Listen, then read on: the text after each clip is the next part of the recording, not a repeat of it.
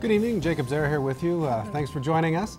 Carly, it's not unusual to find a team with some kids playing on it, all in the family kind of situation. I know most of the hockey teams I was on growing up, one of the person's dad was one of the coaches. Yep, and that is very much so the case in our region anyways. Now these kids are lightening up when they're out there playing, and Scott has done an unbelievable job at helping lacrosse spread in this region. So it's a very good story coming up. Fantastic. Well, that's an indoor sport, but Gerard, probably they want to be playing outside, really. Well, when they get to that stage, definitely, hopefully the weather will cooperate. It's been a wonderful day if they're doing anything on the outdoors. Certainly.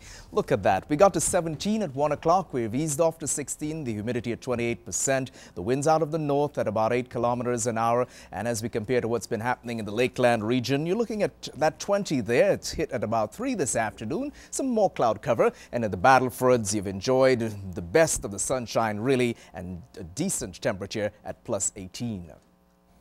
Residents of the Sun Country Trailer Park just outside St. Paul met with Service Alberta in hopes to help resolve a current conflict with their landlord. The tenants were given eviction notices last month, stating they had 30 days to move their trailers off the premises. Alberta Services launched an investigation, and yesterday they held individual meetings with each family living in that trailer park.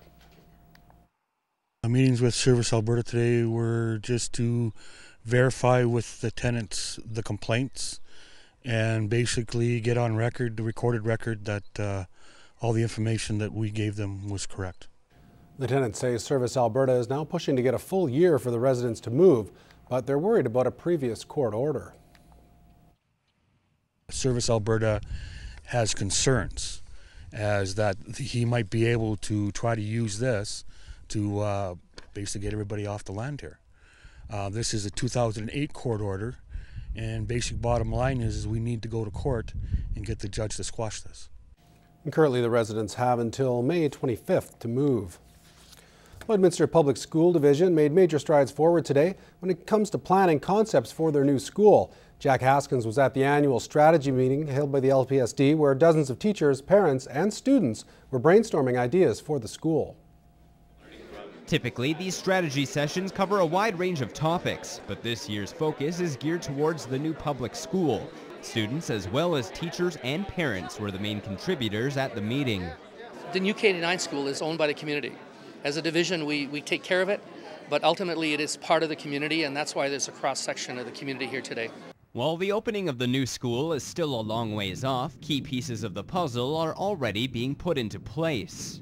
One of the things is more sunlight, natural light in our schools, more open spaces, more collaborative areas for people to work in. The young students who chipped in their 2 cents played a huge role in shaping what the school will have to offer.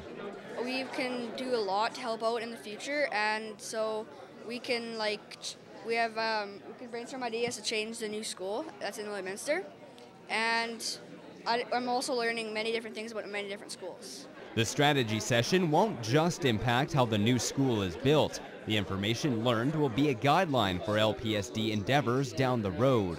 Really important, because really at the heart of it is what do we believe are important for students to take forward and learn to be productive citizens. And around that, how do we contribute to it, how do we support it, and how do we build a school that would allow students to have that kind of environment for the next 75 to 100 years. Jack Haskins, Newcap News. Well, it's kind of unusual to think about Lloydminster and our entire region as being down south, but for some special guests from Arviat and Nunavut, the Midwest is the Deep South. The students were visiting as a part of an exchange, with the first half seeing students from up north doing a range of activities that are routine to Border City students. And last night they celebrated the close of their trip with an art show and a feast. The Arctic Meat and Arts Gala was a chance for students and residents to sample some far north cuisine like Arctic char and muskox. The muktuk, or beluga blubber, was the most exotic and not to everyone's liking. But the opportunity to experience something different was what mattered, and that opportunity will be extended further when the kids from here get to travel to Nunavut. North is home, so I was born and raised there. For us, we try to do something different for the kids, to see that their life is different than other places, but they have value in what they do, but there's value in other places too. We're the same. We live in different places, we might have different circumstances in our homes, but we're ostensibly pleased and excited and thrilled about the same things. For the students from Arviat, it was a chance to see in person things that they've only seen on TV, like farms and Cree powwows. But despite the novel experiences, there are strong similarities in some of the students' lives.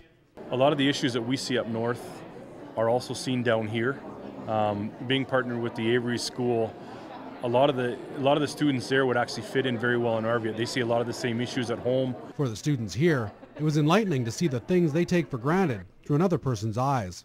The leadership skills that they gain by showing their community to them and going out and meeting them and talking to them is immense. I thought it was pretty exciting that we get to meet other kids from another place. And for the students visiting from up north, it was a chance to share their culture with people who have, in the brief time they were here, become fast friends. But more importantly, it was an exposure to a wealth of future possibilities. A lot of people back home, they don't get chances to go down here. For some of the students, this is their first time coming down south, so it would be a great experience for them. They know what's out there. They know there's a possibility. They know there's options.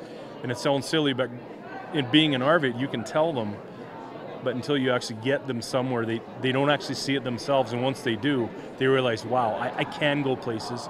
The Avery School students begin their trip north May 18th and are looking forward to dog sledding and ice fishing with their newfound friends.